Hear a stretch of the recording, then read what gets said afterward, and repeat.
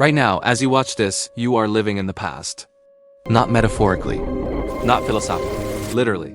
The image hitting your retinas, the sound reaching your eardrums, the feeling of air moving across your skin, all of it is being processed, assembled, and delivered to your conscious mind with a delay of roughly 80 milliseconds. Less than a tenth of a second, barely enough to notice, but it's enough to matter. Neuroscientists call this the perceptual delay. It's the time it takes for raw sensory data to travel from your eyes, your ears, your skin, through nerves, through brainstem, through cortex, and finally emerge as something you experience as now. And here's what's haunting about it. Your brain doesn't tell you any of this is happening. It smooths over the gap. It fakes a live feed. It makes you feel like you're watching reality happen in real time, when what you're actually watching is a reconstruction, a film, not a window. But the delay is just the beginning. Because your brain isn't just slow. It's also a relentless editor, a compulsive storyteller, and, as we're about to discover, a surprisingly unreliable narrator of time itself. Here's something that will fundamentally change how you think about your own mind. Your brain is not designed to react to the world. It's designed to predict it. This is called the predictive processing framework, one of the most revolutionary ideas in modern neuroscience. Rather than passively receiving sensory information and then making sense of it, your brain is constantly generating a model of what it expects to happen next. Every millisecond, it's running simulations, casting predictions, building an internal hallucination of reality, and then checking that hallucination against incoming sensory data. Most of the time, the predictions are accurate enough that you never notice the machinery running behind the scenes. You just experience what feels like seamless reality. But when the predictions fail, that's when the mask slips. Think about the last time you heard something unexpected. A sudden crash, a name called out in a crowd, your phone ringing at 3 a.m., that spike of alertness, that jolt of attention, that's your brain's prediction model throwing an error. Priority override. Something doesn't match. Reality is demanding a revision. Your conscious experience isn't a window into the world. It's a dream your brain tells itself, one that's constantly, quietly being corrected.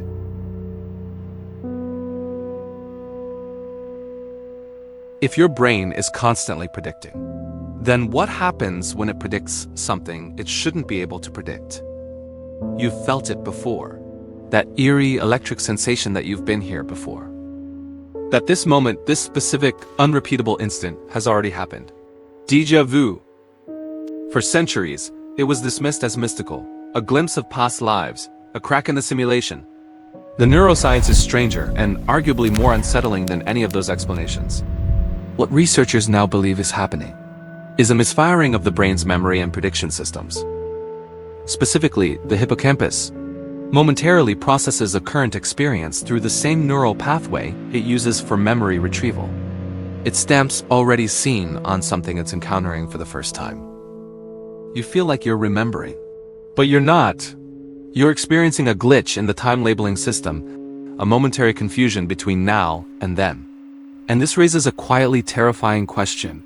If your brain can mislabel present as past, what else is it getting wrong? Think back to when you were 8 years old. A summer that felt like it lasted forever. A Christmas Eve that stretched across what seemed like multiple lifetimes. A boring afternoon at school that might as well have been geological time.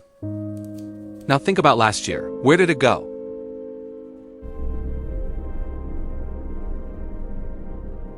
This is one of the most universal and most unsettling experiences of being human. Time accelerates as we age, and it's not imagination. It's neuroscience. When you're 8 years old, 1 year represents roughly 12% of your entire lived experience. It's enormous. It's packed with first times, first bike ride, first heartbreak, first understanding that the world is larger. When you're 40, that same year is less than 3% of your life. And your brain, which codes time through the density of new memories, registers it accordingly. Less novelty, less encoding, less perceived time. Here is the mechanism your brain uses to measure duration. It counts how many distinct, novel memories were formed. When you were a child, everything was novel. Everything left a mark. Your brain was running full capacity, logging the world in high resolution. As an adult, routine erases time. Commutes blur, weeks dissolve, the months come apart in your hands. The years don't speed up. Your brain just stops taking notes. And yet, here's the paradox. There are moments when time seems to disappear entirely. Not because it speeds up, because you stop tracking it altogether. Mihaly Csikszentmihalyi, a Hungarian-American psychologist with a name only slightly more difficult to pronounce, called this state flow. The experience of being so completely absorbed in an activity that your sense of self, your awareness of time, your internal monologue, all of it dissolves. Athletes call it being in the zone. Musicians call it being lost in the music. Surgeons performing complex operations have reported entire hours vanishing like smoke. Neurologically, flow appears to involve a quieting of the default mode network, the part of your brain responsible for self-referential thought. When that narrator goes quiet, time loses its anchor. The brain needs a self to feel the passage of time. Take away the self, even briefly, and you slip outside of time entirely. People almost universally describe flow states as among the most meaningful, most alive moments of their lives. And the strange irony is, they can't remember them, not with the same vividness as ordinary moments. Because the very act of deeply encoding memory seems to require that self-referential awareness. To feel fully alive, we must stop being ourselves. And in doing so, we lose the record. So you're living 80 milliseconds in the past. Your brain is hallucinating reality. Your sense of time is a fiction constructed from memory density. Your most transcendent moments leave the least trace. Is there anything you can actually do about any of this? Yes, and the answer is both simpler and harder than you might expect. If your brain measures the passage of time by counting novel, meaningful memories, then the formula for a longer, richer life is to give it more to count. Seek discomfort. Learn things that frustrate you. Travel to places that disorient you. Talk to strangers. Take routes you've never taken. Put yourself in situations where the prediction machine has no template, where it has to pay attention. This is not metaphor. This is direct intervention at the neurological level. Every genuinely new experience forces your hippocampus into high-resolution mode. Every moment of real curiosity, the kind that makes you slightly anxious, slightly uncertain, leaves a more vivid, more durable memory than 1,000 comfortable afternoons watching familiar content on a familiar screen. Your brain is a time machine, but you are the one who decides where it travels.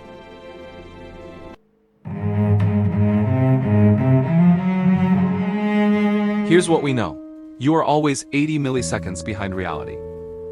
Your perception is a controlled hallucination, curated by a brain that prioritizes prediction over truth. Time feels fast when you're comfortable and slow when you're paying attention. But here's what we don't know, and this is the part I want you to sit with. If every perception is constructed, if every memory is reconstructed, if even your sense of now is a fiction, then what exactly is the you that's experiencing any of this? Perhaps the self is not the experiencer of time. Perhaps the self is what time builds, a story your brain tells itself about continuity, about permanence, about being here. Your brain is a time machine. It's been malfunctioning your entire life. And somehow, against all odds, it's the most extraordinary thing in the known universe.